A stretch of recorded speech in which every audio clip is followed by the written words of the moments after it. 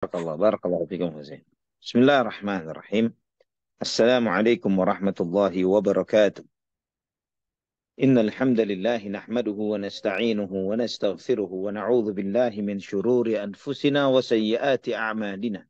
Man yahdihillahu fala mudilla lahu wa man yudlil fala hadiya lahu. Asyhadu an la ilaha illallah wahdahu la syarika lahu wa asyhadu anna Muhammadan abduhu wa rasuluhu la nabiyya ba'dah. Allahumma salli wa sallim wa barik ala abdika wa nabiyyika Muhammad wa ala alihi wa sahbihi wa man ihtada bihadihi ila yaumil qiyamah. Qala Allahu jalla wa ala, ya ayyuhalladzina amanu taqullaha haqqa tuqatih wa la tamutunna illa wa antum muslimun, amma ba'd.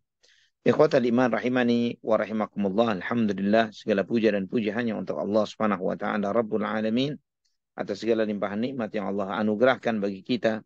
Alhamdulillah, dengan rahmatnya, dengan kasih sayangnya, Allah Subhanahu wa taala walillahil hamd, di dalam perjalanan safar anak lagi liburan dengan keluarga dan saat ini lagi di Jawa Tengah di Tawangmangu. Walillahil hamd, kita masih bisa melanjutkan kajian kita. Alhamdulillah atas segala kemudahan, nikmat, anugerah yang Allah Subhanahu wa taala anugerahkan bagi kita semuanya. Ikhwah fillah rahimani wa rahimakumullah. Pada kajian sirah kita sebelumnya, kita telah membahas bahwa Nabi Shallallahu Alaihi Wasallam setelah musyawarah dengan Ummu Salamah radhiyallahu anha terkait dengan menyembelih hewan hadyunya, maka Nabi Shallallahu Alaihi Wasallam pun menyembelih hewan hadyunya dan bertahallul dan mencukur rambut beliau Shallallahu Alaihi Wasallam. Dan setelah itu mereka melihat, para sahabat melihat apa yang dilakukan oleh Nabi Shallallahu Alaihi Wasallam, maka para sahabat pun menyembelih hewan-hewan yang mereka bawa. Ya, di antaranya yang membawa onta itu untuk 7 orang. Demikian pula dengan sapi untuk 7 orang. Sebagaimana di dalam Sahih Muslim dari hadits Jabir bin Abdullah radhiyallahu anhuma, beliau menyatakan, naharna ma'a Rasulillah sallallahu alaihi wasallam amal Hudaybiyati al-badanata an sab'atin wal baqarata an sab'ah. Bahwa kami menyembelih, ya, bersama Nabi SAW, bahwa 1 ekor onta untuk 7 orang dan demikian pula 1 ekor kambing, 1 ekor sapi untuk 7 orang. Dan kemudian ikhwatal iman rahimani wa rahimakumullah, pada perjalanan umrah inilah, ya, pada peristiwa inilah turunlah ayat fidyah. Ya, maksudnya fidyah untuk apa? Fidyah bagi sahabat, ya, bagi orang yang ketika mereka belum waktunya tahallul, ya, belum waktunya tahallul, tapi kemudian dia mengalami sakit di kepalanya, maka dia harus mencukur habis rambutnya. Yaitu terkait dengan Ka'ab bin Ujrah radhiyallahu an. Ya, Ka'ab bin Ujrah ini, ya, rambutnya berkutu, ya, banyak kutunya. Sebagaimana dalam Sahih Bukhari dan Muslim dan juga Musnad Imam Ahmad dari Ka'ab bin Ujrah radhiyallahu an, beliau menyebutkan bahwa kami bersama Nabi sallallahu alaihi wasallam, kami memakai ihram, dan di saat itu kita dihalang-halangi untuk menjalankan ibadah umrah, dan beliau Ka'ab bin Ujrah ini rambutnya panjang, dan subhanallah Nabi sallallahu alaihi wasallam melihat, ya, Ka'ab ini kutunya membanyak, gitu ya, pada saat itu sangat banyak sampai jatuh ke wajahnya. Ya, Nabi SAW melihatnya dan Nabi bertanya, ayu'dzika hawamu ra'sik, itu menyakitimu, mengganggumu, apa yang terjadi di kepalamu ini, apakah kutu-kutu itu mengganggumu wahai Ka'ab? Maka aku pun mengatakan, na'am ya Rasulullah, ini sangat mengganggu sekali. Maka Nabi SAW memerintahkannya untuk mencukurnya. Maka di saat itu turunlah firman Allah Subhanahu wa taala di dalam surat Al-Baqarah ayat 196. Allah Subhanahu wa taala berfirman, "Faman kana minkum maridan aw bihi adam min ra'sihi fafidyatun min siyamin aw sadaqatin aw nusuk." Barang siapa di antara kalian yang sakit atau ada gangguan di kepalanya, maka dia membayar fidyahnya, membayar dendanya dengan puasa atau sedekah atau menyembelih hewan, yang menyembelih kambing. Maka Nabi SAW pun bersabda kepadanya, sum thalatha ayyamin au tasaddaq bifaraqin baina sittati masakin au unsuk ma tayassar. Kata Nabi SAW, pilihlah salah satu, puasa 3 hari atau sedekah ya 3 sa', ya 3 sa' eh, itu untuk 6 orang fakir miskin, atau kata beliau, kata Nabi SAW, sembelihlah hewan, ya sembelihlah kambing yang sebisanya bagimu. Ya, ini Nabi SAW menunjukkan bahwa kambing yang disembelih itu tidak mengharuskan memenuhi syarat tertentu dari usia kambingnya. Al-Imam An-Nawawi rahimahullah, beliau menyampaikan ketika menjelaskan tentang hadis ini, barang siapa yang membutuhkan, yang perlu memang untuk mencukur rambutnya karena kutu atau sakit atau yang lainnya, ya dia mencukur habis padahal dalam keadaan ihram, maka dia harus bayar fidyah, bayar rendah. Dan pilihannya, fidyahnya atau dendanya itu adalah satu di antara tiga, yaitu puasa 3 hari atau sedekah 3 sa', ya untuk 6 orang fakir miskin. Artinya masing-masing fakir miskin itu setengah sa', atau nusuk, yaitu menyembelih kambing, ya menyembelih kambing. Ikhwatal iman rahimani wa rahimakumullah. Dan Nabi SAW melanjutkan perjalanan pulangnya ke kota Madinah. Setelah semua prosesi ini, Nabi melanjutkan perjalanan ke kota Madinah. Setelah kurang lebih 20 tahun, beliau, 20 tahun, 20 malam, ya, 20 malam, beliau SAW di Hudaybiyah, ya, 20 malam di sana. Setelah itu, di dalam perjalanan pulang, sampailah Nabi di Qura'il Ghamim, ya, satu tempat yang perjalanan antara kota Makkah dan Madinah. Turunlah firman Allah Subhanahu wa taala, yaitu 5 ayat pertama dari surat Al-Fath. Allah Subhanahu wa taala berfirman, Bismillahirrahmanirrahim, Inna fatahna laka fatham mubina liyaghfira laka Allahu ma taqaddama min dhanbika wa ma ta'akhkhar wa yutimma ni'matahu 'alayka wa yahdiyaka siratan mustaqima wa yansuraka Allahu nasran 'aziza والذي أنزل السكينة في قلوب المؤمنين ليزدادوا إيمانا مع إيمانهم ولله جنود السماوات والأرض وكان الله عليما حكيما ليدخل المؤمنين والمؤمنات جنات تجري من تحتها الأنهار خالدين فيها ويكفر عنهم سيئاتهم وكان ذلك عند الله فوزا عظيما. Allah Subhanahu wa taala berfirman dengan nama Allah Subhanahu wa taala yang Maha Pengasih dan Maha Penyayang, Inna fatahna laka fatham mubina. Sesungguhnya kami memberikan kepadamu kemenangan yang nyata, agar Allah mengampuni dosa-dosamu yang lalu dan yang akan datang, dan menyempurnakan nikmatnya atasmu, dan memberikan petunjuk kepadamu ke jalan yang lurus, dan menolongmu dengan pertolongan yang mulia. Dialah Allah Subhanahu wa taala yang menurunkan ketenangan di dalam hati orang-orang yang beriman, agar semakin bertambah iman mereka bersama iman yang sudah ada. Dan bagi Allah Subhanahu wa taala, dan Allah memiliki tentara langit dan bumi, dan Allah Maha mengetahui dan Maha bijaksana.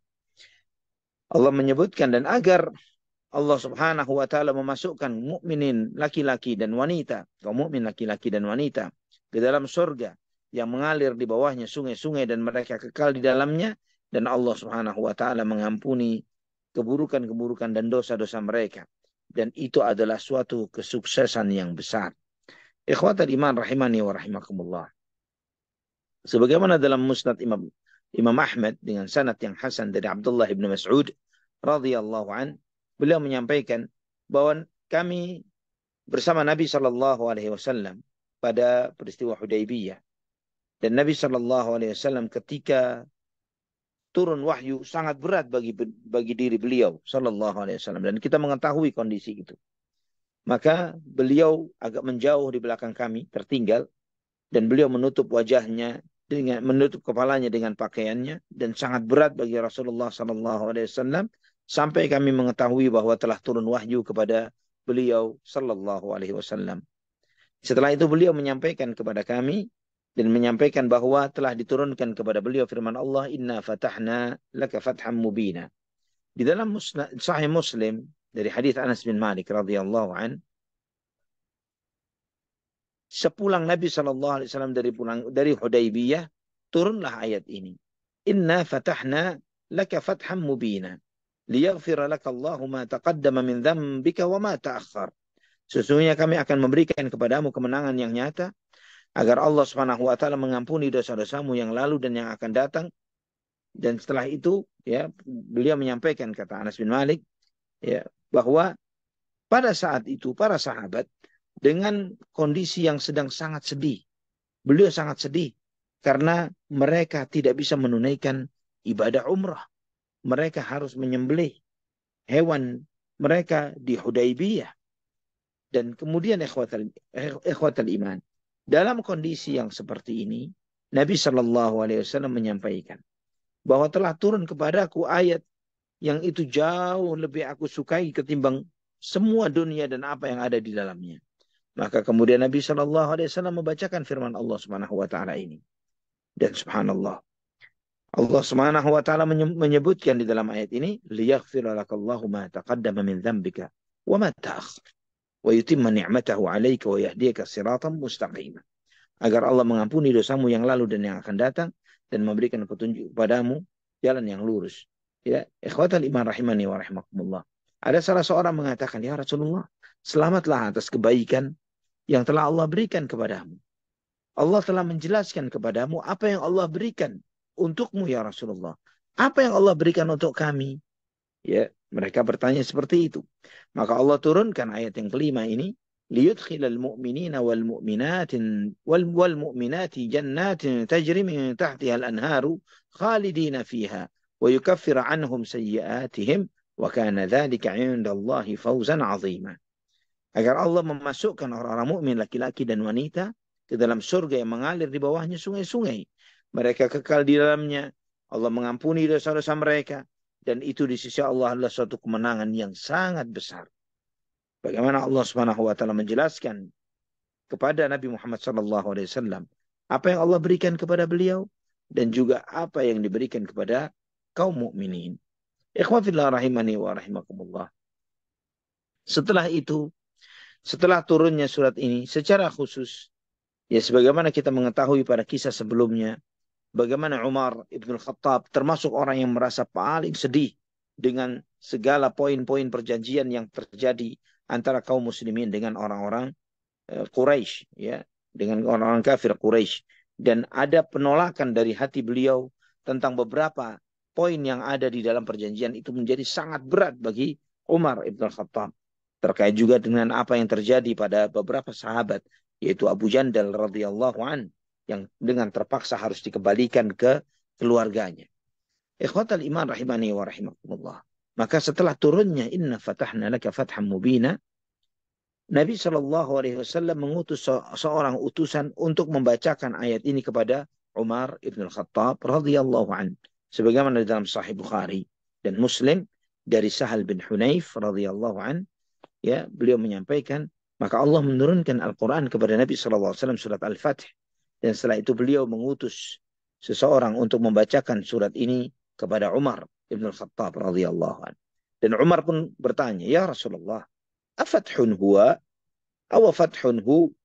Apakah itu maksudnya adalah Fathu Makkah? Bahwa janji kemenangan yang Allah berikan adalah Fathu Makkah? Faqala Nabi sallallahu alaihi wasallam, na'am, fatabat nafsuhu wa raja'. Maka Nabi SAW mengatakan, iya, benar. Maka menjadi tenanglah hatinya Umar dan beliau ikut balik ke kota Madinah. Ikhwatal iman rahimani wa rahimakumullah. Kita perlu menyadari bahwa janji Allah Subhanahu wa taala, inna fatahna laka fatham mubina, sesungguhnya kami berikan kepadamu kemenangan yang nyata. Fathu Makkah adalah bagian dari kemenangan yang nyata itu. Tapi kemenangan yang nyata yang dimaksud oleh Allah di dalam surat Al-Fath ayat 1 ini kemenangan yang mana? Apa yang dimaksud dengan kemenangan itu? Apa penjelasan para ulama?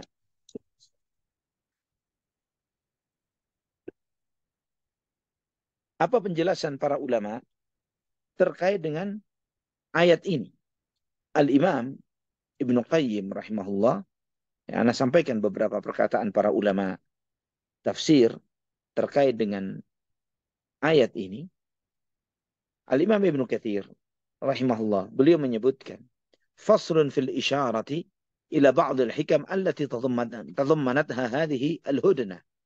Ya, ketika beliau menjelaskan tentang beberapa hikmah dari perjanjian Hudaybiyah. Beliau rahimahullah menyebutkan wahya akbar wa ajal min an yuhita biha illa Allah Ta'ala alladhi ahkama asbabaha. Hikmah itu sangat besar, sangat luar biasa, melampaui apa yang bisa dipahami oleh manusia. Kata beliau, Allah Subhanahu wa Ta'ala yang telah memberikan sebab-sebab kemenangan yang nyata kepada orang-orang beriman. Maka terjadilah tujuan yang di luar prediksi, yaitu perjanjian Hudaybiyah, yang itu menjadi dampak yang baik dengan hikmah yang besar yang Allah Subhanahu wa Ta'ala tunjukkan sesudahnya.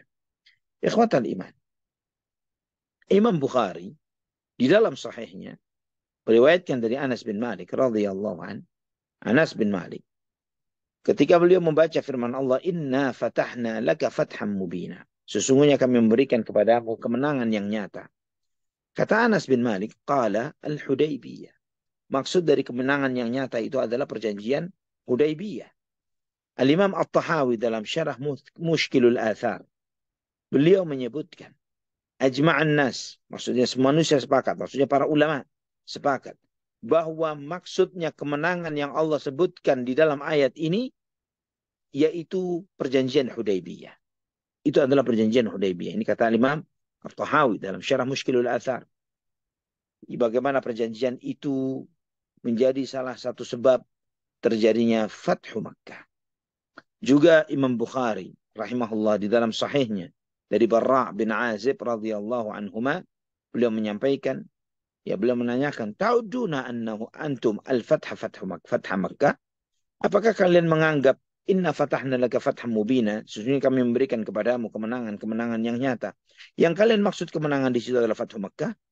Waqad kana Fathu Makkah fathan wa nahnu na'udul fatha bai'atar ridwan yaumal Hudaybiyah. Memang benar, Fathu Makkah adalah sebuah kemenangan. Namun kami, yaitu para sahabat radhiyallahu anhum, menilai kemenangan yang dijanjikan, kemenangan yang besar itu adalah perjanjian Hudaybiyah. Subhanallah, ikhwah fillah rahimani wa rahimakumullah.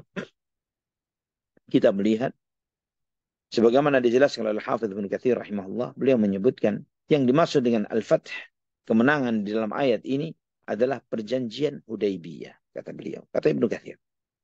Karena dengan terjadinya perjanjian ini terdapat menjadi sebuah kebaikan besar, di mana banyak manusia yang beriman, orang-orang kafir yang beriman, dan mereka berkumpul satu dengan yang lainnya, antara mukmin yang satu dengan mukmin yang lainnya, dan terbuka dialog antara mukmin dan kafir dengan penuh keamanan, sehingga dengan itu tersebarlah ilmu yang bermanfaat dan keimanan. Dari apa yang diucapkan oleh Al-Hafidh Ibnu Katsir di dalam tafsirnya ini, ikhwah fillah rahimani wa rahimakumullah, menunjukkan kepada kita pentingnya nikmat keamanan, pentingnya nikmat perdamaian, ya, terutama di masa umat Islam sedang mengalami kelemahan, lemahnya kaum muslimin secara kemampuan persenjataannya, politiknya, dan yang lain sebagainya. Kondisi lemah ini, tapi dalam kondisi yang lemah ini masih terbuka pintu dialog antara umat Islam dengan di luar kaum muslimin, maka itu bisa menjadi sarana bagi kita untuk menyampaikan kebenaran kepada mereka. Dengan keamanan, dengan terjaganya kita, hak-hak kita, karena perjanjian perdamaian yang ada. Maka kita melihat, insya Allah kita akan melihat lebih detail, ikhwafillah, penjelasan para ulama. Kata Al-Hafidh Ibnu Hajar Al-Asqalani rahimahullah di dalam Fathul Bari, beliau mengatakan al-muradu bil fathi huna al-Hudaybiyah. Maksud dari kemenangan yang Allah janjikan adalah perjanjian Hudaybiyah. Karena itu adalah permulaan kemenangan yang nyata bagi umat Islam. Karena bagaimana dengan adanya perjanjian itu terjadilah keamanan. Tidak ada peperangan. Sehingga menyebabkan mereka yang sudah punya niatan untuk memeluk Islam, mereka dengan gampangnya memeluk Islam. Mereka tidak perlu khawatir lagi dan takut. Mereka bisa langsung datang ke kota Madinah untuk mengikrarkan keislaman mereka tanpa perlu kekhawatiran dan takut bahwa mereka akan dibunuh oleh kaum muslimin. Sebagaimana siapa yang terjadi pada saat itu? Seperti yang terjadi pada Khalid ibn al-Walid dan Amr ibn al-As radhiyallahu anhuma dan yang lain. Sehingga muncullah sebab-sebab yang lainnya yang itu menjadi kesempurnaan Fathu Makkah sesudahnya. Sehingga ikhwafillah rahimani wa rahimakumullah. Sampai Ibnu Ishaq rahimahullah dalam Al-Maghazi meriwayatkan dari Az-Zuhri, perkataan Al-Imam Az-Zuhri, beliau mengatakan lam yakun fil islami fathun qabla fathil Hudaybiyati a'zama minhu. Tidak ada di dalam Islam suatu kemenangan sebelum perjanjian Hudaybiyah melebihi yang lebih besar dari perjanjian Hudaybiyah itu. Artinya beliau menunjukkan bahwa perjanjian Hudaybiyah adalah kemenangan yang terbesar yang Allah Subhanahu wa taala berikan kepada kaum muslimin. Adapun yang Allah Subhanahu wa taala sebutkan selanjutnya ya di ayat yang ke-18, ayat 18 dari surat Al-Fath, wa athabahum fathan qariba, dan Allah akan memberikan anugerah kepada mereka suatu kemenangan yang dekat. Kemenangan apa itu? Yaitu adalah kemenangan peristiwa Khaybar. Ya, peristiwa Khaybar. Karena dengan adanya kemenangan itu, peristiwa Khaybar, kaum muslimin mendapatkan ghanimah yang luar biasa jumlahnya. Ya. Sehingga sebagaimana disebutkan oleh Sa'id bin Mansur dengan sanad yang sahih dari Asy-Sya'bi ketika menjelaskan inna fatahna laka fatham mubina, sesungguhnya kami memberikan kepadamu kemenangan yang nyata. Kata Imam Asy-Sya'bi rahimahullah, beliau mengatakan sulhul Hudaybiyah. Ini perjanjian Hudaybiyah. Allah mengampuni dosa-dosanya yang lalu. Para sahabat berbaiat dengan baiatur ridwan. Mereka diampuni dosa-dosanya oleh Allah, dimasukkan ke dalam surga dan dijauhkan dari api neraka. Mereka kemudian diberi oleh Allah kebun kurma Khaybar. Setelah peristiwa Khaybar, kaum Romawi mengalahkan Persia dan kaum muslimin mendapatkan kemenangan dengan pertolongan Allah Subhanahu wa taala. Dan juga firman Allah Subhanahu wa taala di dalam surat Al-Fath ayat 27 yang Allah Subhanahu wa taala berfirman, "Faja'ala min duni dzalika fathan qariba," dan Allah menjadikan sebelum itu kemenangan yang dekat. Maksudnya adalah perjanjian Hudaybiyah. Kemenangan yang dekat adalah perjanjian Hudaybiyah. Dan berbeda dengan firman Allah, "Idza jaa nasrullahi wal fath." Ya, surat An-Nasr atau Al-Fath, ketika telah datang pertolongan Allah dan wal fath, dan kota Makkah telah ditaklukkan. Maksudnya Al-Fath di sini kemenangan di situ adalah Fathu Makkah. Sebagaimana juga Nabi SAW bersabda, la hijrata ba'dal fath. Tidak ada lagi hijrah setelah kemenangan. Fath. Maksudnya fath apa ini? Fathu Makkah. Ya, kemenangan ditaklukkannya kota Makkah sesuai dengan kesepakatan para ulama. Sehingga dengan demikian ikhwafillah jelaslah perbedaan kemenangan yang Allah maksudkan di dalam surat Al-Fath, ya, yaitu yang dimaksud adalah perjanjian Hudaybiyah, berbeda dengan kemenangan yang Allah sebutkan di dalam surat Idza jaa nasrullahi wal fath. Dan ikhwatal iman, dari sudut pandang mana kita melihat bahwa perjanjian Hudaybiyah itu sebagai sebuah kemenangan bagi kaum muslimin? Sedangkan antum melihat, kita semua melihat, poin-poin perjanjian itu tidak menguntungkan bagi umat Islam. Bahkan sangat merugikan. Ya, beberapa poin sebagaimana yang kita telah mengkajinya pada kajian-kajian sebelumnya. Ikhwafillah rahimani wa rahimakumullah. Ini kita coba melihat. Kita akan melihat bagaimana hasil dari perjanjian Hudaybiyah ini yang menunjukkan sebuah kemenangan yang luar biasa bagi kaum muslimin. Al-Imam dalam sirahnya Ibnu Hisham menyebutkan bahwa Nabi SAW ketika peristiwa Hudaybiyah, beliau berangkat bersama berapa sahabat, bersama 1.400 ya sahabat, ya 1.400 sahabat ketika waktu perjanjian Hudaybiyah. Dan kurang lebih 2 tahun setelah itu terjadi Fathu Makkah. Apa yang terjadi setelah terjadi Fathu Makkah? 2 tahun setelah perjanjian Hudaybiyah. Berapa banyak sahabat yang mengikuti Rasulullah SAW untuk Fathu Makkah? 10.000. Dari 1.400, tiba-tiba jumlah umat Islam membludak sangat besar. Sehingga 10.000 sahabat yang datang yang bersama Nabi SAW ketika Fathu Makkah. Inilah ikhwatal iman di antara faedah dan berkah perdamaian. Yang mungkin di dalam perdamaian itu tidak menunjukkan dominasi umat Islam terhadap orang-orang kafir. Atau sebaliknya. Ya, tidak menunjukkan bahwa umat Islam di dalam perdamaian itu untung dan menang. Tapi dengan adanya kondisi damai itu dengan adanya seperti ini sebagaimana tadi disampaikan oleh Hafidz Ibnu Katsir, terbukanya pintu dialog, terbukanya pintu dakwah. Ketika pintu dialog, pintu dakwah itu bisa dibuka seluas-luasnya. Siapapun punya hak bicara untuk menyampaikan kebenaran, ya, maka di saat itu Islam akan menempati posisinya yang paling unggul dari semua agama yang ada. Dan antum yang tinggal di luar negeri, di negeri-negeri yang banyak dominasi non-Muslim di sana, antum merasakan ini. Bagaimana para dai mereka dengan mudah menyampaikan kebenaran dinul Islam tanpa mereka merasa terancam, tanpa mereka merasa terintimidasi. Dan ini ikhwafillah rahimani wa rahimakumullah adalah sebuah kemenangan. Sebagaimana kita melihat di masa-masa sekarang ini. Juga dengan adanya perjanjian Hudaybiyah, Nabi Shallallahu Alaihi Wasallam bisa lebih fokus untuk menghadapi lawan-lawan beliau. Terutama siapa? Yahudi Khaybar.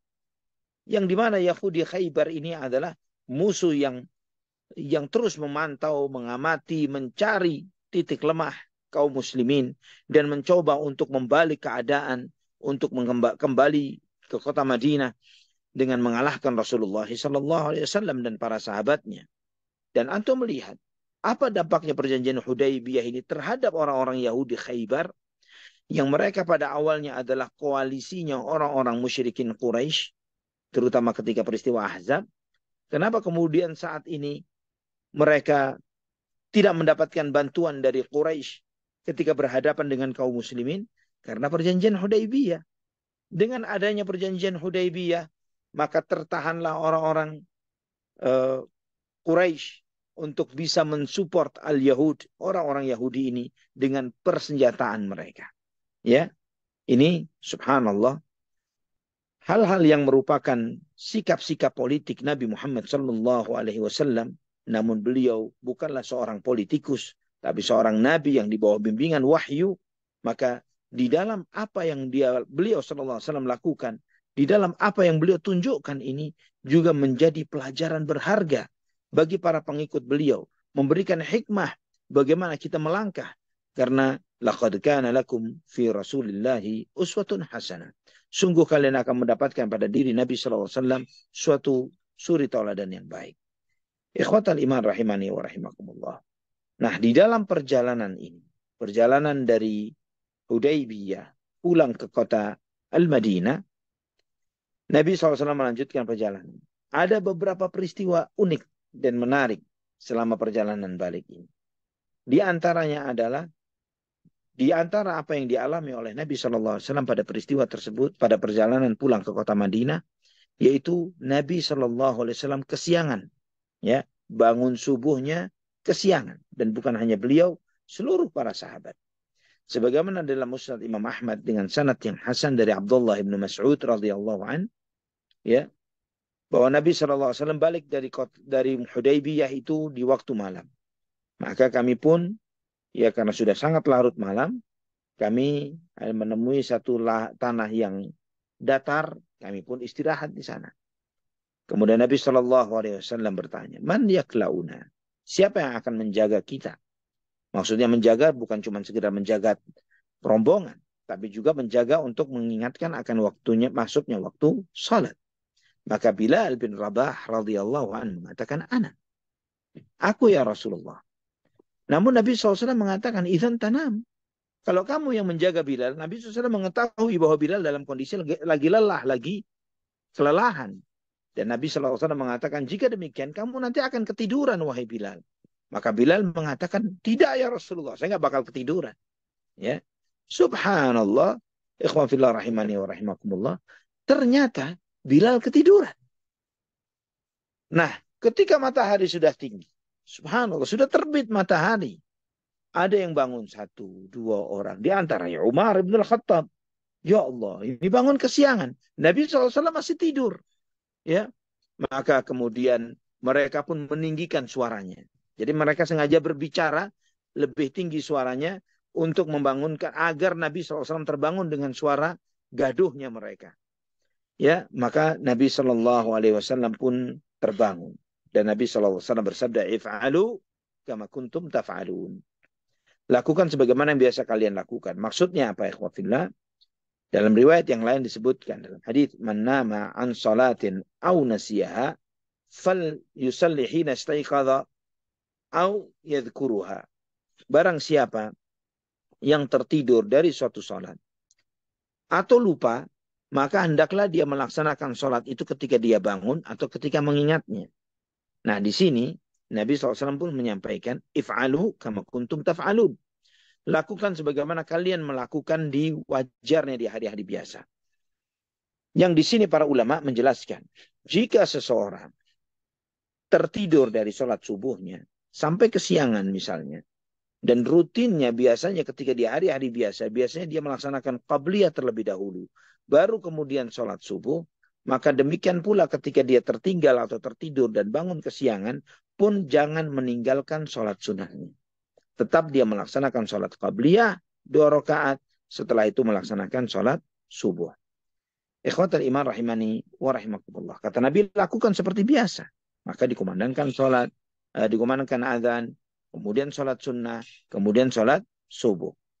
Dan setelah itu, setelah selesai, Nabi SAW bersabda, "Hakadha faf'alu liman nama minkum au nasiya." Seperti inilah hendaklah kalian melakukan jika salah seorang di antara kalian tertidur atau lupa. Ikhwan fillah rahimani wa rahimakumullah. Di antara peristiwa lain yang terjadi pada perjalanan pulang dari Hudaybiyah ini, yaitu hilangnya onta Nabi Muhammad SAW. Jadi ontanya Nabi SAW terlepas dan tidak tahu kemana. Sebagaimana dalam Musnad Imam Ahmad dan Abu Dawud At-Tayalisi di dalam musnadnya, ya, dengan hadis dengan sanad yang hasan dari Abdullah bin Mas'ud radhiyallahu an, bahwa sebaliknya dari Hudaybiyah, ya, ketika Nabi SAW sedang istirahat, onta beliau tertinggal, hilang. Ya, bukan tertinggal, hilang.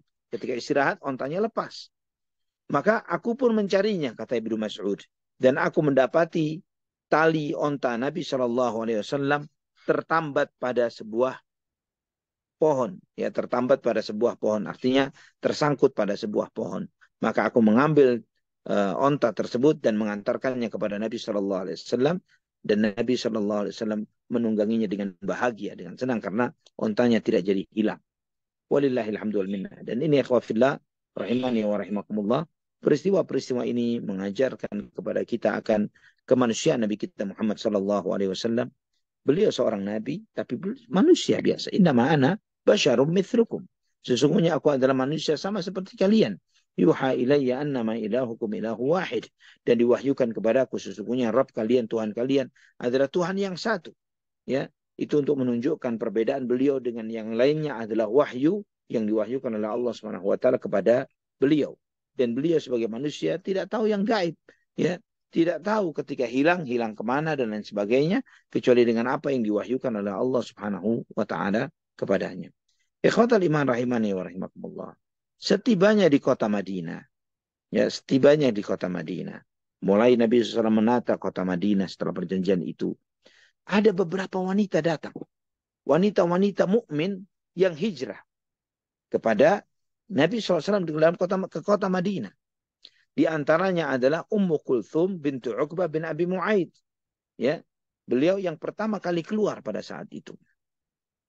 Ya, beliau adalah seorang wanita dewasa, ya, yang pergi meninggalkan kaumnya untuk menyatakan keislamannya kepada Nabi Muhammad SAW dan hijrah ke kota Madinah. Dia pergi dan disusul oleh dua orang saudaranya yang kafir, yaitu Umarah dan Al-Walid, putra Uqbah bin Abi Mu'aid. Dan mereka menyusul saudara perempuannya ini tadi. Mereka mengatakan, ya Muhammad, aufila Nabi ma'ahadtana alaihi. Wahai Muhammad, kamu telah memiliki kesepakatan dengan kami untuk mengembalikan siapa yang pergi kepadamu. Maka kembalikanlah Ummu Kulthum, saudara perempuan kami ini, kepada kami. Namun Nabi SAW tidak mau mengembalikan hal itu. Kenapa tidak mau? Kata Nabi SAW, perjanjian itu tidak ada spesifikasi bicara secara spesifik tentang wanita. Ya, tidak ada bicara tentang wanita secara khusus. Dan wanita tidak masuk di dalam syarat yang kalian bicarakan. Kata Nabi SAW, dan jelas ikhwafillah rahimani wa rahimakumullah, jika sahabat laki-laki saja mengalami intimidasi yang luar biasa, sebagaimana antum membaca pada kisah para sahabat seperti Abu Jandal yang sebelumnya telah antum dengarkan, bagaimana dengan sahabiah? Ya, bagaimana dengan sahabat wanita? Ini akan lebih menyedihkan dan menyakitkan lagi bagi mereka jika mereka dilepas dan dikembalikan kepada orang-orang musyrikin Quraisy. Ikhwatal iman rahimani wa rahimakumullah. Maka dengan alasan bahwa wanita tidak masuk di dalam syarat perjanjian itu, maka Nabi SAW tidak mengembalikan wanita-wanita ini kepada orang-orang Quraisy. Sampai Allah turunkan firman-Nya di dalam surat Al-Mumtahanah ayat 4. Ya, Allah berfirman, ya ayyuhalladzina amanu, idza ja'akumul mu'minatu muhajiratin famtahinuhun. Allahu a'lamu biimanihin. فإن علمتموهن مؤمنات فلا ترجعوهن إلى الكفار لا هن حل لهم ولا هم يحلون لهن وآتوهم ما أنفقوا ولا جناح عليكم أن تنكحوهن إذا آتيتموهن أجورهن ولا تمسكوا بعصم الكوافر واسألوا ما أنفقتم وليسألوا ما أنفقوا ذلكم حكم الله يحكم بينكم والله عليم حكيم. Ikhwafillah rahimani wa rahimakumullah. Allah berfirman, wahai orang-orang yang beriman, jika datang kepada kalian wanita-wanita beriman untuk hijrah, maka ujilah iman mereka. Allah yang paling tahu tentang iman mereka. Dan jika kalian mengetahui bahwa mereka orang-orang beriman, wanita-wanita beriman, jangan kembalikan mereka kepada orang-orang kafir.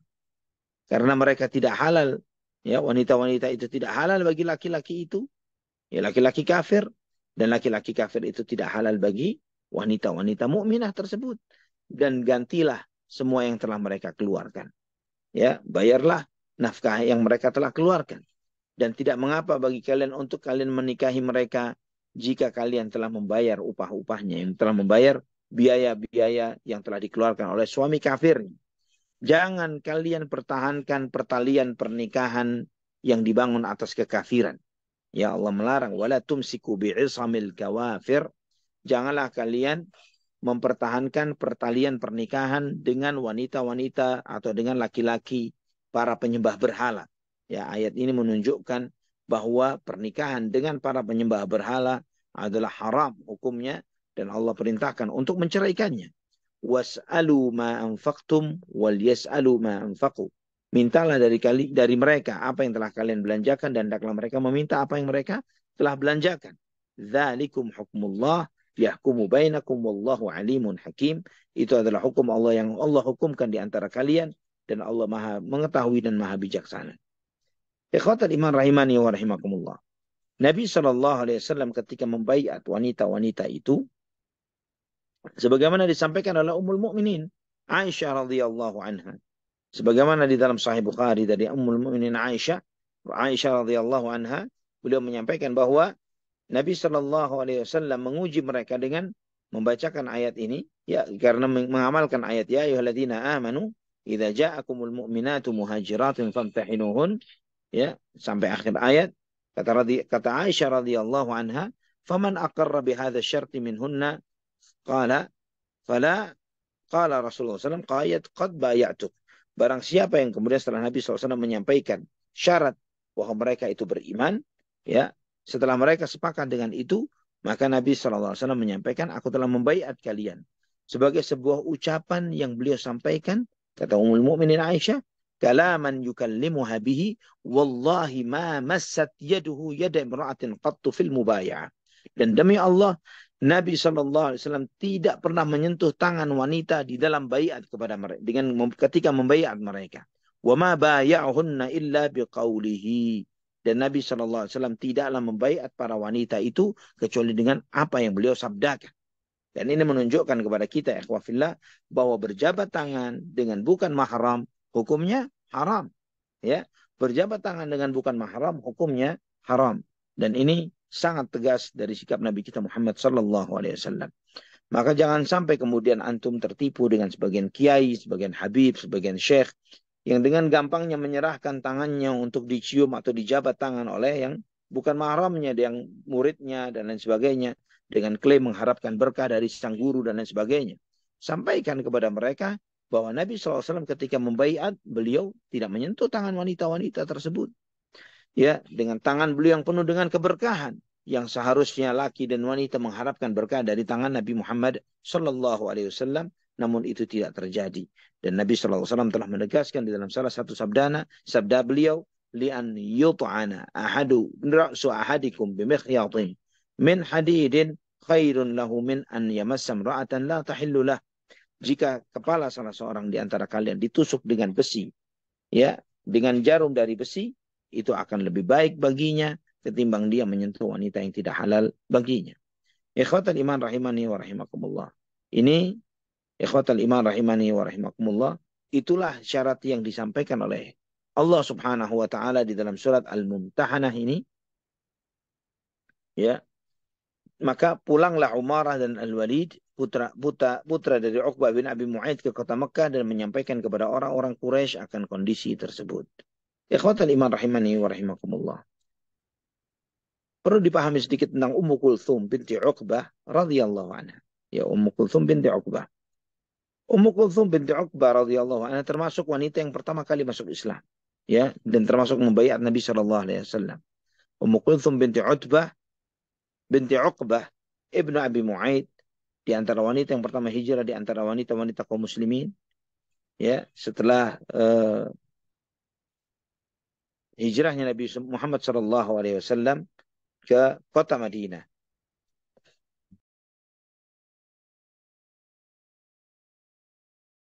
Ya.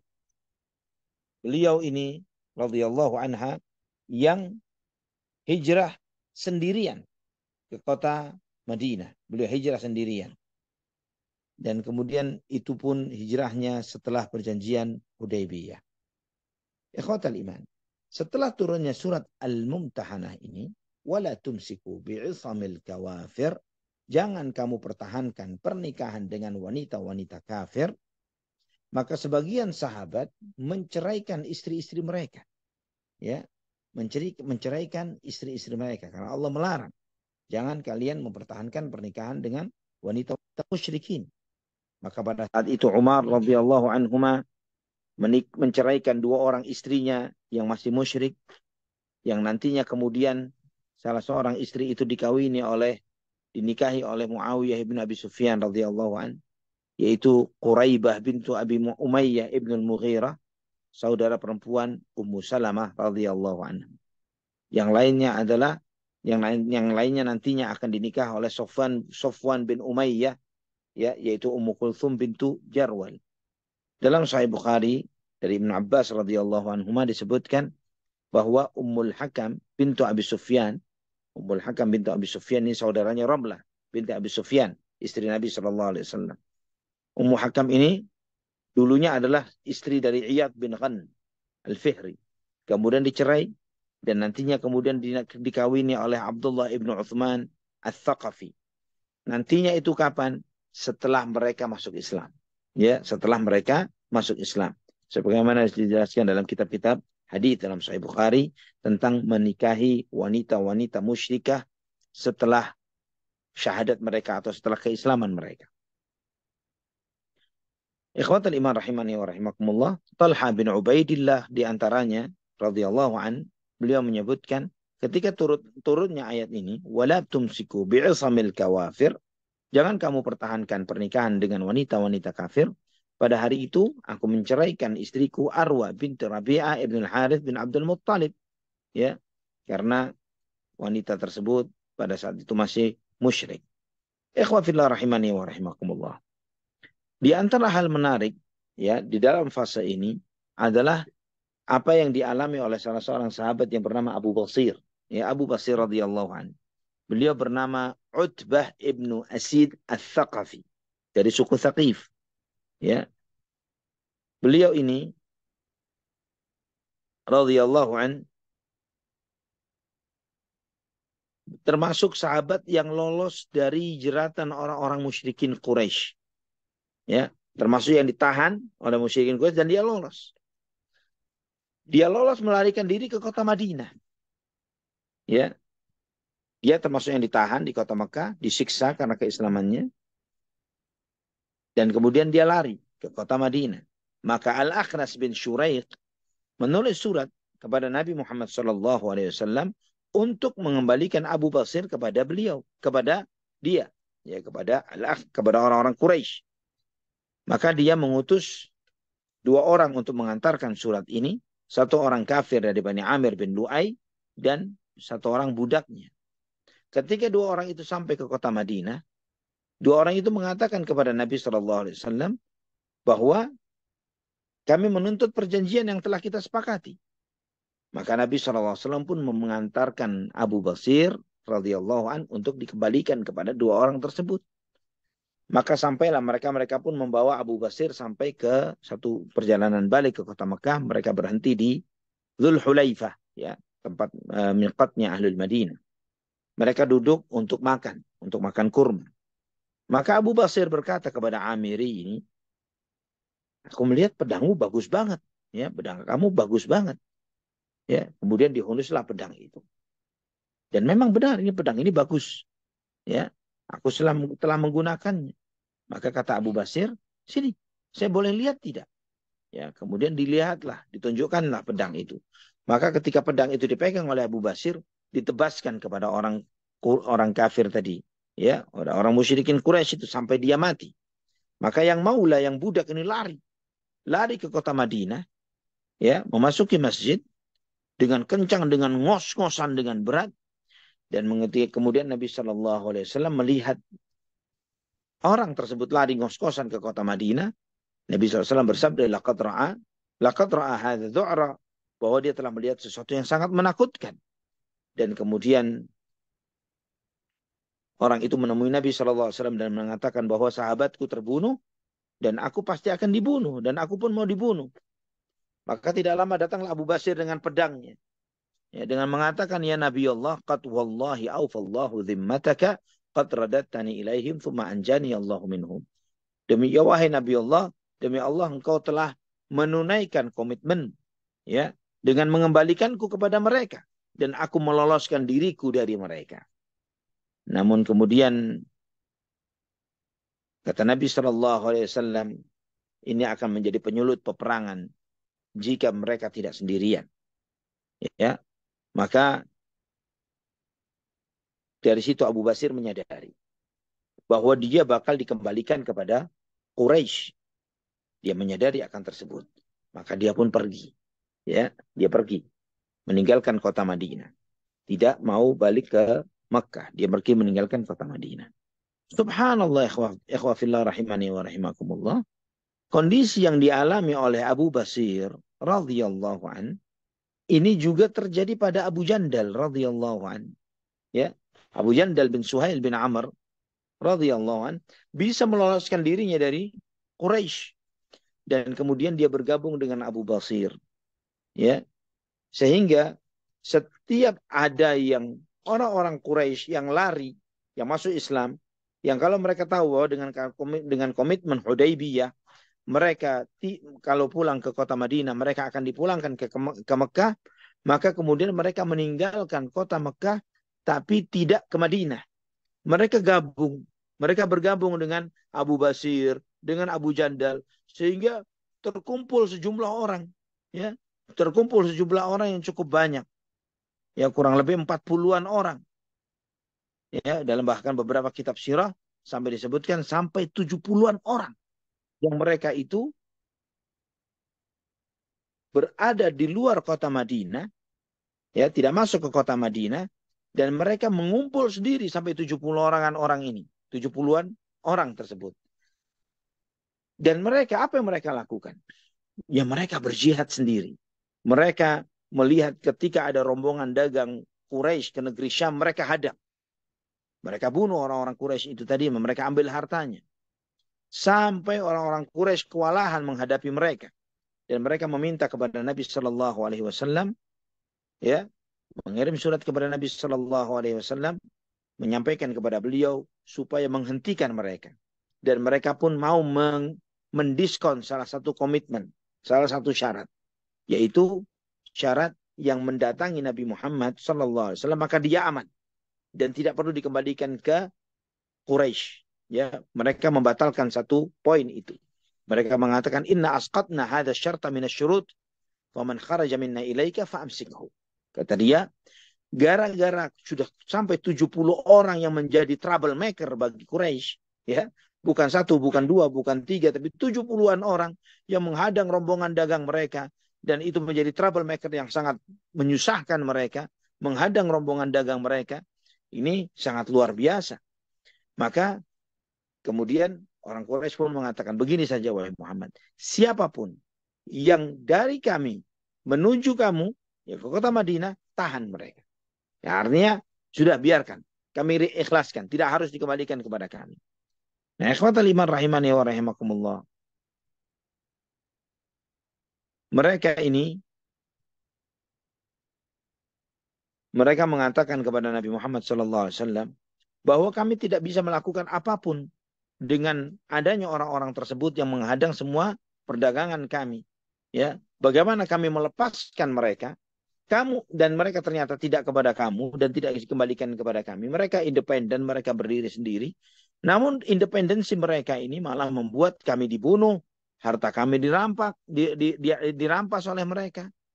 Maka kami begini saja.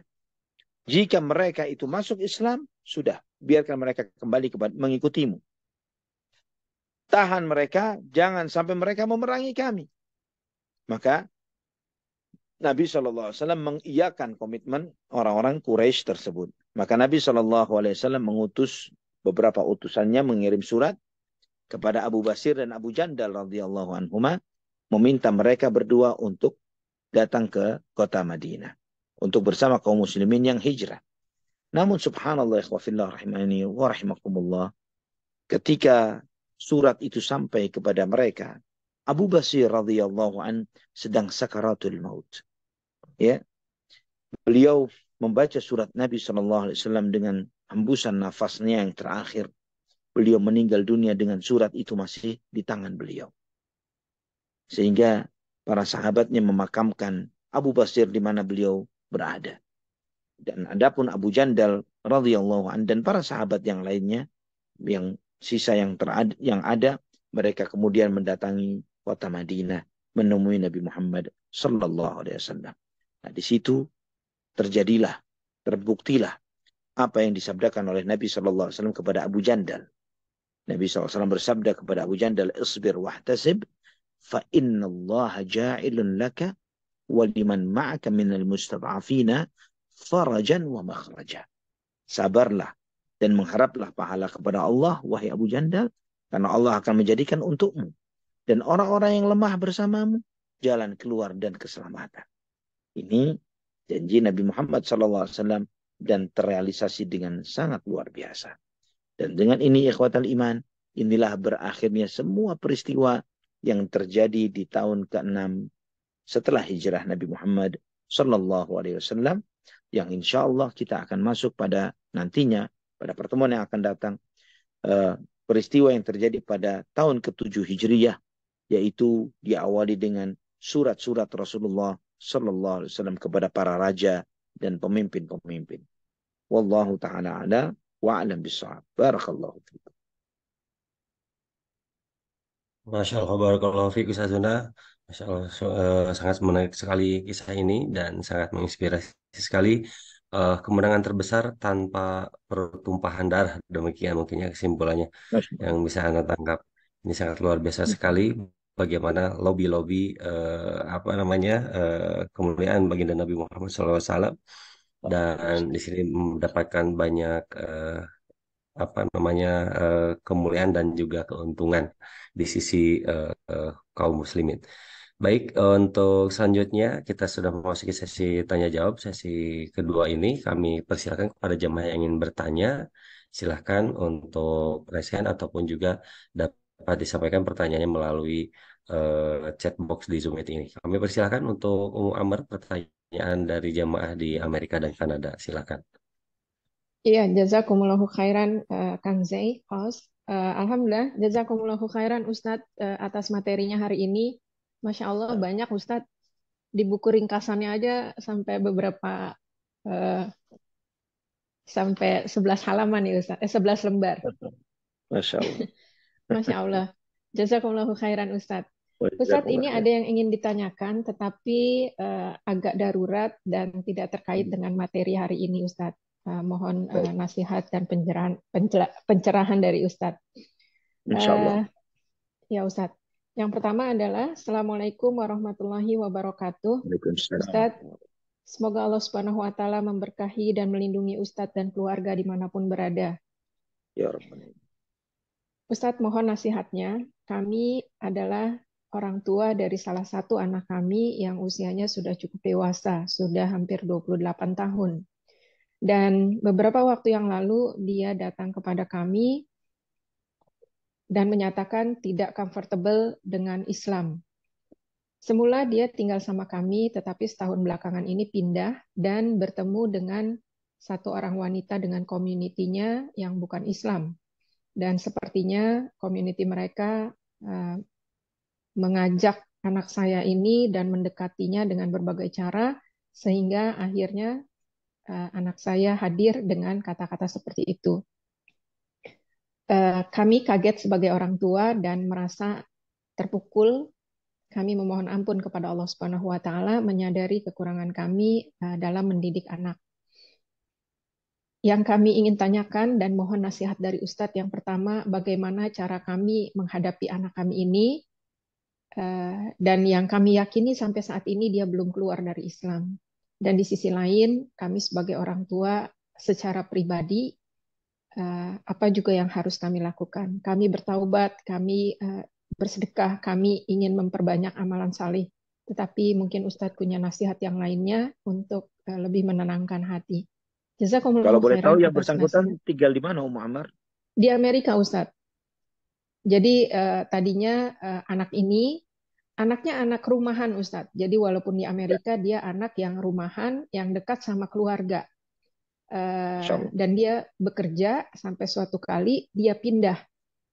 Kepindahannya ini alasannya karena kerja, tapi karena saya tahu ada orang itu yang ingin mendekati anak saya. Nah, Jadi dia pindah seperti pindah provinsi, Ustadz, yang jaraknya cukup jauh. oke. Nah, baik. Wallahu a'lam bishawab. Bismillahirrahmanirrahim.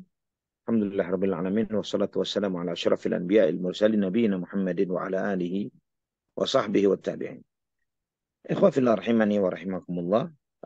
Kondisi yang ditanyakan ini adalah kesekian kalinya ana menemui pertanyaan serupa dari banyak orang-orang tua. Dan ikhwa fillah rahimani wa rahimakumullah, ini menunjukkan kepada kita bahwa pentingnya kita menanamkan kepada diri,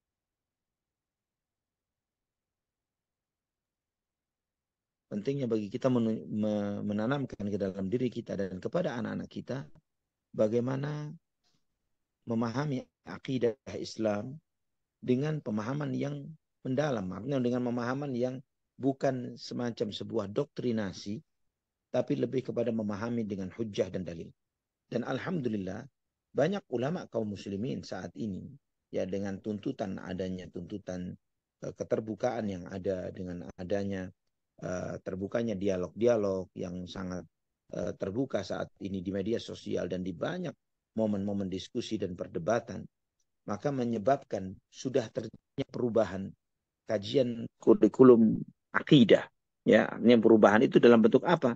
Perubahan itu dalam bagaimana seseorang itu bisa memiliki setidaknya walaupun tidak untuk menjelaskan kepada orang lain, bagaimana dia memiliki kemapanan akidah dalam dirinya dengan pengetahuan yang sangat mendasar terkait tentang ketuhanan, terkait dengan kenabian, ya, terkait dengan Al-Quran, terkait dengan ajaran Islam, bagaimana menanggapi kritik-kritik terhadap ajaran-ajaran Islam, bagaimana menguraikan syubhat-syubhat yang disebarkan, yang ternyata ini menjadi sebuah tuntutan bagi setiap kita, terutama para pemuda, terutama mereka-mereka yang hidup di budaya yang sangat terbuka untuk memiliki pemahaman yang seperti ini. Namun, ikhwafillah rahimani wa rahimakumullah, kondisinya bukan seperti ketika bagaimana kita mendidik anak-anak yang belum terpengaruh dengan syubhat. Kondisinya saat ini sudah ada syubhat yang masuk. Nah, saran yang bisa Anda sampaikan, wallahu a'lam bishawab. Di samping orang tua itu memiliki keyakinan dengan sangat kokoh dan kuat. Pertama, hidayah itu datangnya dari Allah Subhanahu wa taala. Dan Allah Subhanahu wa taala memberikan hidayah kepada siapa yang Allah kehendaki, Allah menyesatkan siapa yang Allah kehendaki. Man yahdihillahu fala mudhillalah wa man yudlil fala hadiyalah. Barang siapa yang diberi hidayah oleh Allah, tidak akan ada yang menyesatkannya, dan jika disesatkan tidak akan ada yang bisa memberi petunjuk kepada orang tersebut. Ini harus ada di dalam hati kita dengan sekokoh-kokohnya dan sekuat-kuatnya. Kemudian, yang kedua, atas kekurangan di dalam mendidik dan mengenalkan dinul Islam kepada anak-anak kita. Nah, ini menjadi sebuah PR. Dan dulu ketika anak waktu masih SMA, anak pernah mengkaji, pertama kali belajar kristologi itu dari seorang rahimahullah, beliau dipanggil dengan Kiai Haji Abdullah Wasi'an dari Jawa Timur. Beliau sangat pakar di bidang kristologi. Beliau menceritakan ke anak, di antara pengalaman beliau adalah berdialog dengan satu keluarga. Jadi keluarga ini mengalami kondisi yang sama, yang hampir mirip seperti ini. Salah seorang anggota keluarganya, saya lupa suami atau istrinya atau anaknya, yang hampir murtad. Maka kemudian atas inisiatif yang muslim ini, sudah begini saja. Panggil teman-temanmu, tokoh-tokoh dari agamamu yang mempengaruhi kamu ini, dari agama teman-temanmu ini, dari Nasrani, panggil mereka, kita diskusi yang fair, ya.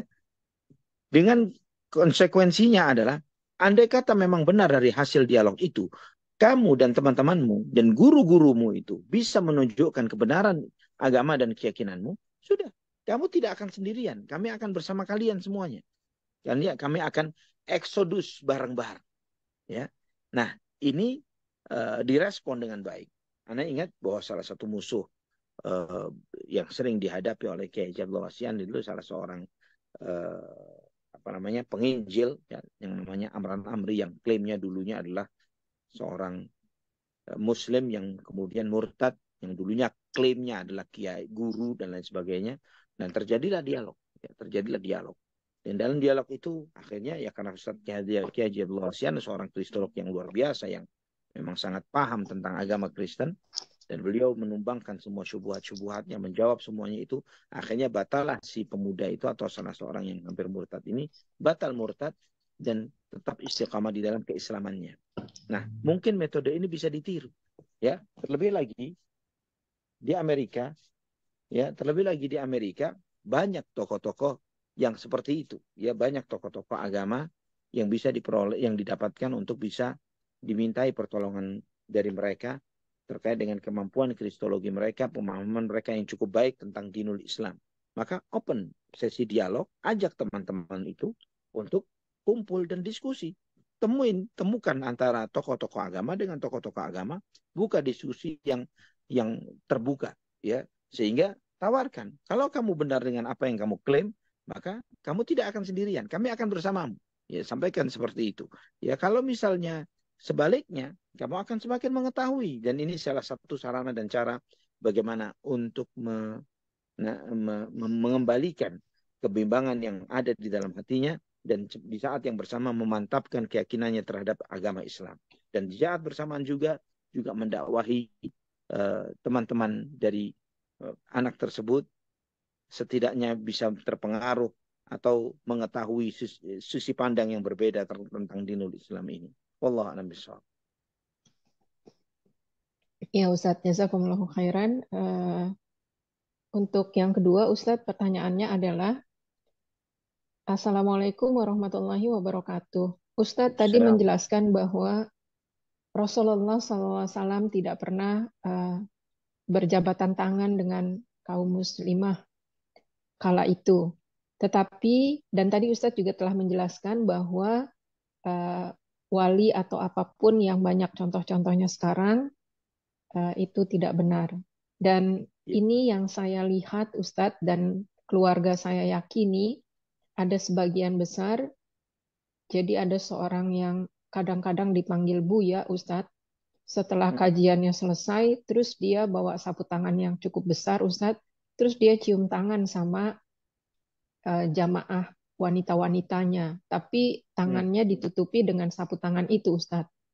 Walaupun kadang-kadang saya melihat sapu tangannya juga suka tersingkap dan akhirnya juga tersentuh. Nah, kalau contoh yang seperti ini, bagaimana nasihat Ustadz? Karena keluarga saya agak susah diberitahu tentang kebiasaan ini dan dianggapnya dia itu berilmu, sedangkan saya nggak punya ilmu. Dia Ustadz, saya bukan apa-apa Ustadz. Jadi mohon nasihatnya. Jazakumullahu khairan. Barakallahu fiik. Ya, memang yang seperti ini di antara yang banyak terjadi di masyarakat kita, yang memang ini di antara ujian di dalam dakwah yang kita hadapi, adanya tokoh-tokoh agama yang menyelisihi ilmu yang diajarkan oleh Allah Subhanahu wa taala dan Rasulnya. Dan ikhwah fillah rahimani wa rahimakumullah, terkait dengan orang-orang yang seperti itu, pertama, bolehlah memang anti atau Anda dianggap sebagai orang yang kurang agamanya, dianggap tidak mengerti dan lain sebagainya. Tapi coba sampaikan bahwa Nabi SAW nggak pernah lu berjabat tangan dengan wanita. Ini sampaikan hadisnya dalam hadis Aisyah itu. Bagaimana Rasulullah SAW tidak mau di dalam baiat ini, komitmen keislaman, ya sesuatu yang memang lebih urgent sekali, bukan pulang kajian.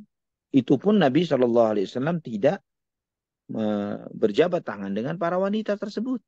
Ya, bagaimana kemudian ada seorang guru yang digurukan dan kemudian dianggap sebagai guru agama Islam dengan dalih sapu tangan. Kalau misalnya dia mengatakan, ya Rasulullah Shallallahu Alaihi Wasallam tidak berjabat tangan karena saya tahu itu haram.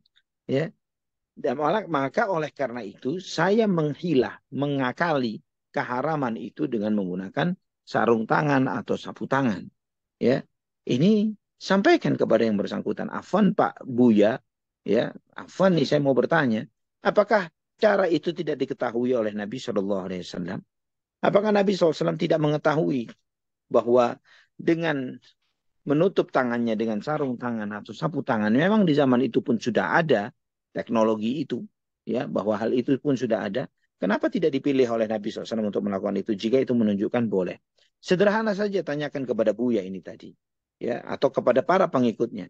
Kenapa pakai sarung tangan untuk berjabat tangan? Kenapa pakai sarung tangan? Kenapa tidak langsung saja berjabat tangan? Ya, tanya kepada dia. Kalau dia mengatakan bahwa berjabat tangan itu haram hukumnya, terus apakah dengan menggunakan sarung tangan itu menjadi halal? Atau ini tidak lebih kelihatan seperti akal-akalan untuk merubah hukum Allah Subhanahu wa taala, merubah yang haram menjadi halal? Kalau ternyata dia mengatakan bahwa berjabat tangan itu halal, kenapa pakai sarung tangan? Lepas saja sarung tangannya. Jabat tangan saja secara langsung. Kalau dia menganggap itu halal.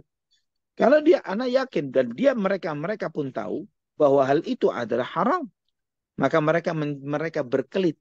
Mereka hila. Mereka mencoba merubah hukum Allah Subhanahu wa taala. Ya. Orang yang berakal akan melihat hal tersebut. Tanya kepada Buya dan para followernya itu. Tanya kepada mereka, afwan saya mau bertanya. Jabat tangan laki-laki dengan wanita apa hukumnya? Ya. Kenapa harus pakai sarung tangan kalau itu halal? Mereka tahu itu haram.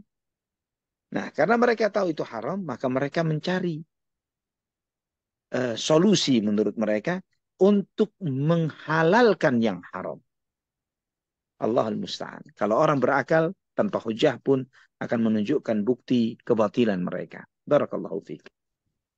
Wafikum barakallah. Masya Allah. Jazakumullahu khairan Ustadz. Ini terakhir Ustadz dari kami. Nah, Eh, ini pernah ditanyakan Ustadz, cuma ada yang meminta ini ditanyakan untuk pencerahan kembali.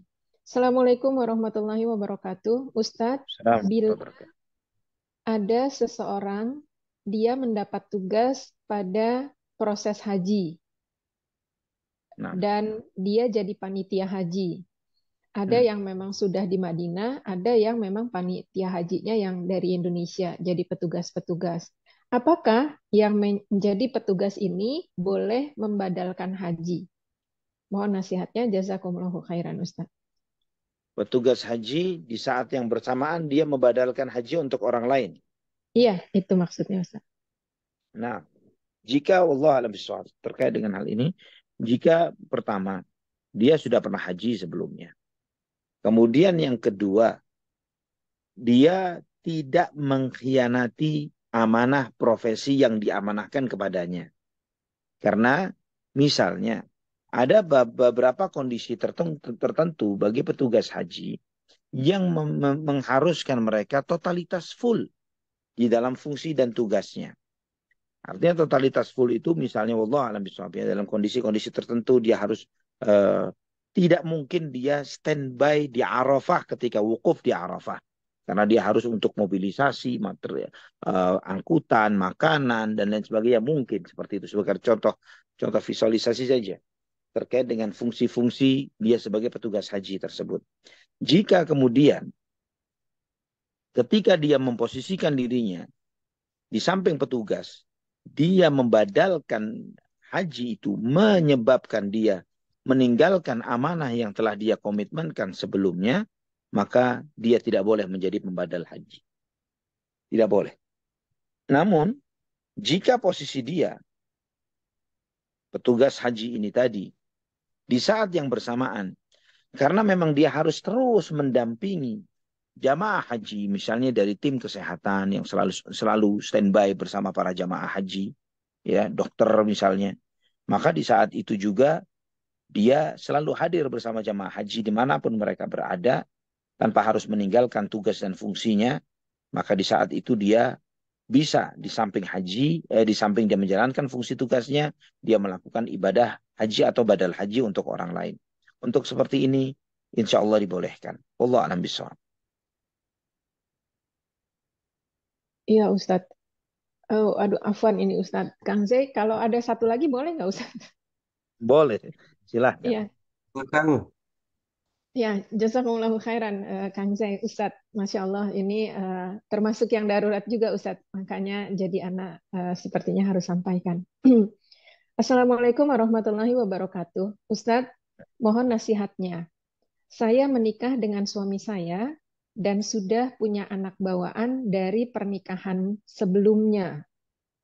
Nah, pernikahan sebelumnya Ustadz, itu pernikahan tanda kutip kecelakaan.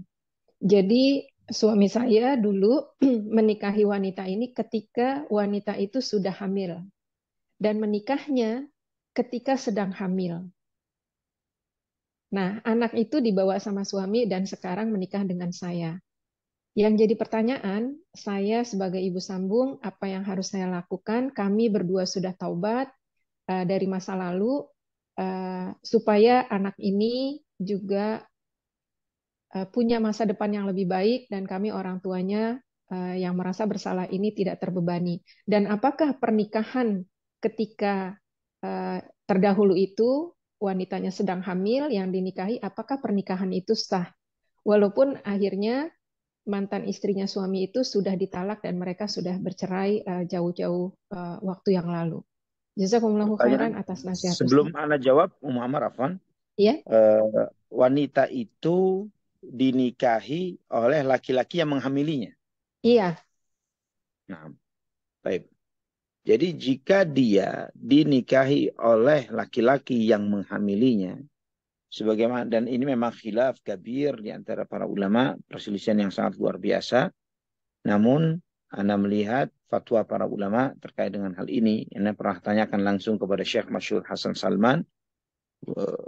cukup lama, ya kurang lebih mungkin 10 tahun yang lalu ketika beliau, atau lebih mungkin ketika beliau datang ke Indonesia, dan juga fatwa Syekh Muhammad bin Shalih Al-Utsaimin rahimahullah tentang terkait dengan pernikahan yang seperti ini. Jadi seorang wanita yang hamil karena perzinahan, kemudian dinikahi oleh laki-laki yang menghamilinya, ya, fatwa yang rajih terkait dengan hal ini memang Anda sampaikan ini bahwa khilaf besar di antara para ulama, tapi Anda cenderung dengan apa yang disampaikan oleh Syekh Muhammad bin Shalih Al-Utsaimin dan juga Syekh Masyhur Hasan Salman yang menyampaikan bahwa hal itu pernah terjadi di masa Abu Bakar As-Siddiq radhiyallahu an, dan beliau memutuskan untuk menikahkan, ya, dinikahkanlah wanita yang hamil ini dengan lelaki yang menghamilinya, dan itu menunjukkan bahwa pernikahannya sah. Dan juga konsekuensinya adalah maka nasab anak itu sendiri sah kepada ayah yang awalnya adalah ayah biologisnya, maka itu menjadi nasab yang sah, menjadi ayah kandungnya. Wallahu a'lam bishawab. Kemudian di yang ini Ustadz, pertanyaan untuk akhwat yang bertanya, dia yang jadi ibu sambung dari anak ini, bagaimana yang harus dilakukan? Nah, yang perlu disadari, anak tersebut tidak punya dosa, ya. Yang berdosa adalah orang tuanya. Maka anak tersebut harus dididik dengan didikan yang semestinya, didikan Islam yang benar. Yang ikhwatal iman rahimani wa rahimakumullah, walaupun anak dari sebuah hasil perzinahan misalnya, tapi kemudian dia dididik dengan baik, dididik dengan benar, maka tidak sedikit juga anak-anak yang seperti itu tumbuh menjadi anak-anak yang saleh, anak-anak yang baik, dan insya Allah itu bisa menjadi mukaffirat, yang menjadi penghapus dosa dan penebus dosa bagi orang-orang tua mereka yang terlanjur berbuat salah sebelumnya.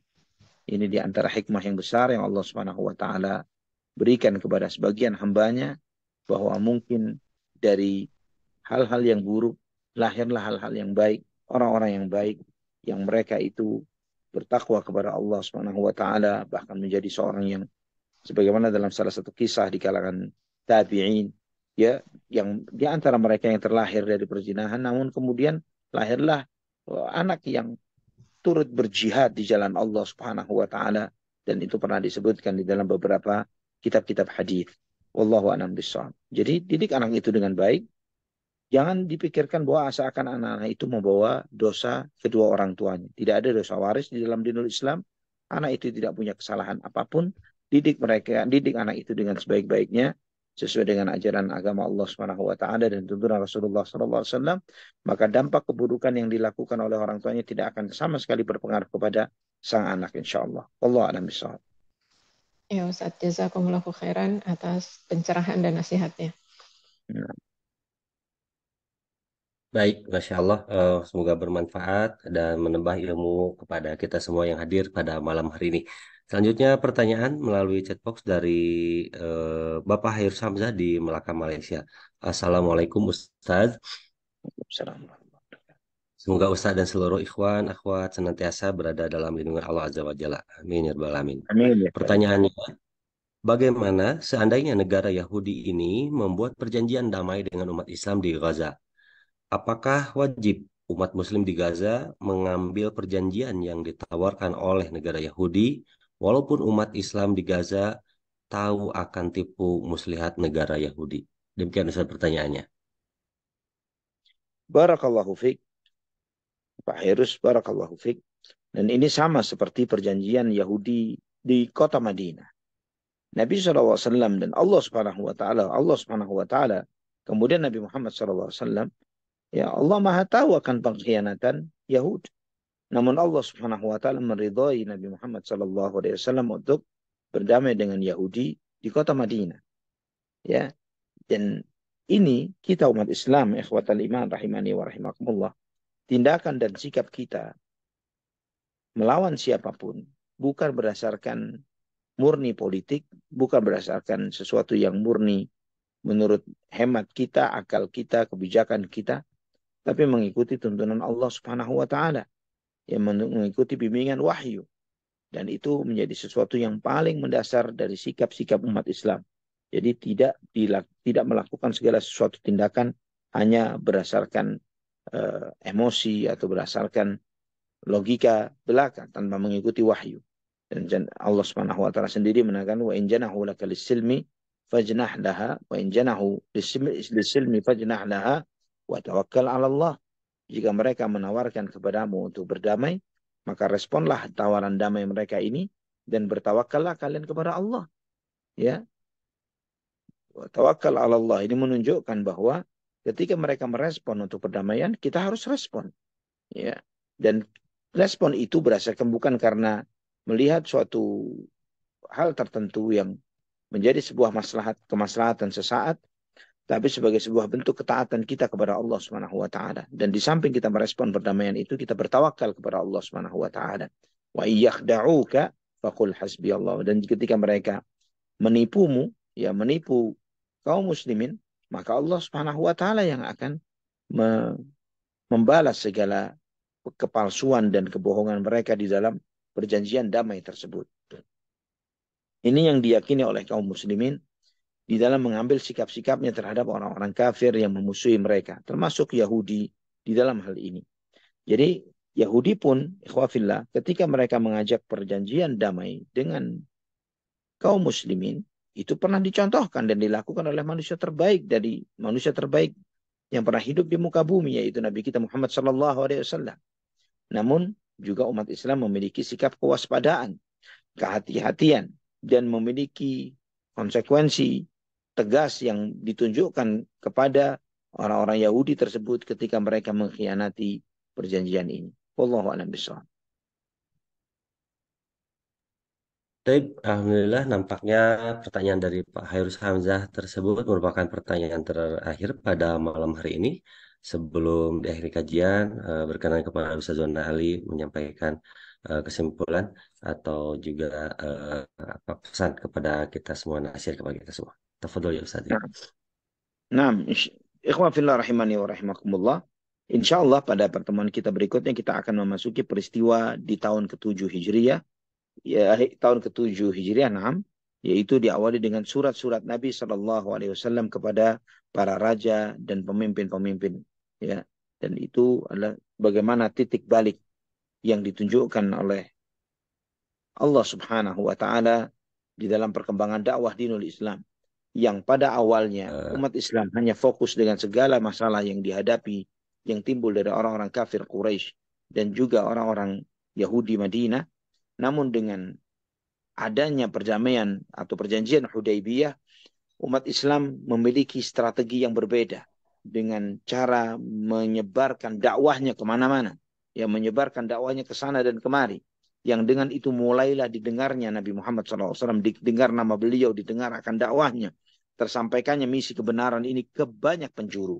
Dan ini ikhwafillah rahimani wa rahimakumullah memiliki dampak yang sangat besar akan bertambahnya jumlah orang-orang yang beriman kepada beliau sallallahu alaihi wasallam, ya, yang memeluk dinul Islam.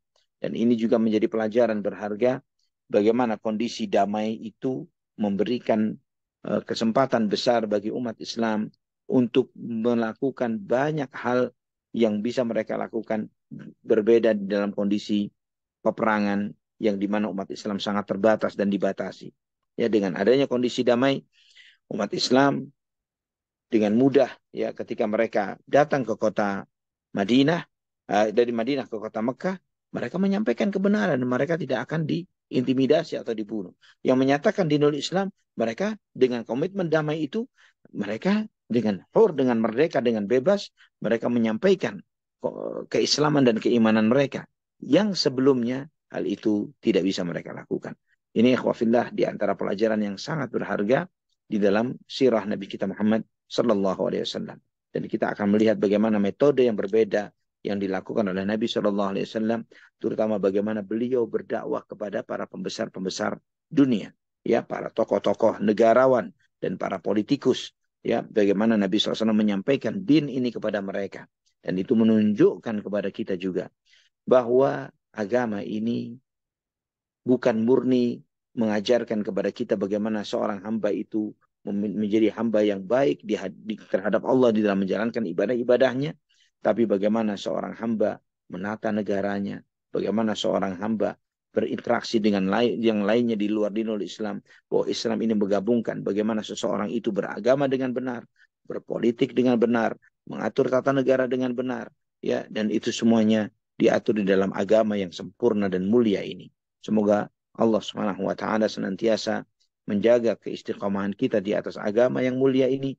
Semoga Allah Subhanahu wa taala menambahkan ilmu-ilmu yang bermanfaat bagi kita dunia dan akhirat kita untuk semakin istiqamah di atas agama yang mulia ini sampai nanti kita dipertemukan kembali kepada Allah Subhanahu wa taala dan juga bertemu dengan kekasih kita Nabi kita Muhammad bin Abdullah sallallahu alaihi wasallam. Semoga apa yang kita pelajari ini memberi manfaat bagi kita semuanya. Ikhwafillah, kita mengucapkan doa kafaratul majlis. Subhanakallahumma wa bihamdik, asyhadu an la ilaha illa anta, astaghfiruka wa atubu ilaik. Assalamualaikum warahmatullahi wabarakatuh. Waalaikumsalam warahmatullahi